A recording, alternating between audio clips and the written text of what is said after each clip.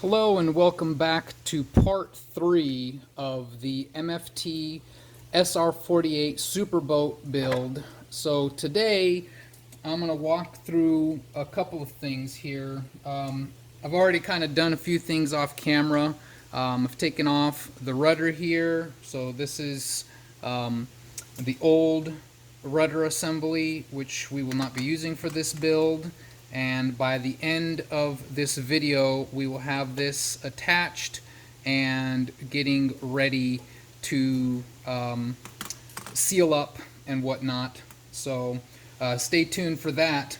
But the other thing that we're going to be working on is getting rid of this and flattening it out in preparation for fitting the 60 amp ESC, the Sea King, in here and getting all that set up. So I'm not going to bore you guys with getting this off, but the first thing that I suggest doing is getting rid of the fins and everything that could potentially get in the way, since we're replacing these with metal ones anyway. We're going to be taking these off and just giving us an easier surface to work with. I also recommend just removing this guy right here. Just want to do that very slowly, pull it right out and set it to the side because we will need it back.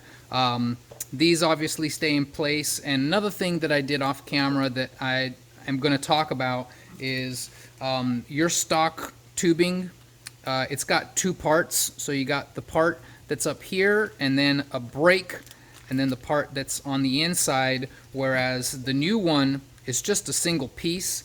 I still have the shaft soaking. I'm not going to take it out until I'm ready to put it in, but once you get it in here and you want to finesse it in there nice and easy, you don't want to shove it in there too hard. This will push back just a little bit because the new shaft is a little bit different, and you might have a little bit of tubing popping out right here, which is okay. We'll explore that once we get there. But let me go ahead and grind this off, get these off. This is nice and dry. Another thing that I did off camera that I'm going to talk about is treated the servo. So there's Corrosion X on the inside of the servo now. I have sealed the servo with the E6000, and then I use electrical tape to seal the seams as best as possible. And now this is ready to put back in the boat. But when we get to putting the electronics back, I'm going to show you what I like to do with this setup and how I ocean-proof these so that you'll never have any problems. So stay tuned, and I'll catch you guys in just a few. Alright, so now we have gotten all of this stuff out of here. This looks really nice. Gave it a nice little sand and a clean, and we are ready to move on to the next step, which is going to be putting in the new rudder. So before I do that, let me talk about the rudder. So as you can see here, I flipped the rudder already, so now it is facing the way that I want it to, and thankfully it looks like the holes are lining up, and if they're not, they are pretty close, I would say. So I'm going to figure that out. But the other most important thing about the rudder is this is the old silicone that was behind the last rudder. Well, what you want to do is use this as a guide, and as you can see, it is very, very close. So it should go on there really easily. And once you find out exactly where the end is, just get a pair of scissors or whatever you have to cut, and cut it as close to this edge as possible, because you're going to reuse that. And then you've got your backing from the old rudder. You want to go ahead and continue to use that. Pop that in there.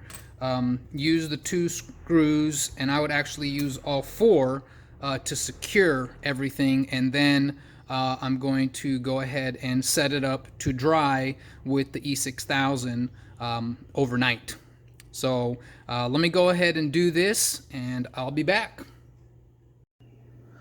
All right, MFT family, so this brings the part 3 of this build to a conclusion. So now, as you can see, I've got the rudder mounted. It is straight, looks really, really good. I've already applied the E6000. I'm going to be putting on the turning fins in the next video. I've got to let this cure now, so definitely let it sit for at least 12 hours. 24 is going to be fully cured, and now you have your aluminum rudder installed and your turn fins pretty much almost installed. But yeah, so thanks for watching once again. Stay tuned for part 4, where we're going to be starting to get into putting the electronics in, and the procedure that I go through for getting these ocean proof and so on. All of the details for how I do that will be in my teachables side of thing. So if you've watched the videos this far, I should have links in the description in the future when I actually put together the teachable project. But you'll have a lot more tips and tricks on how I got this far. So I won't be answering any questions outside of my teachable. But there you go. You definitely want to have it sitting vertically for the next 12 hours. Just like that. So thanks for watching, everyone, and see you in the next one.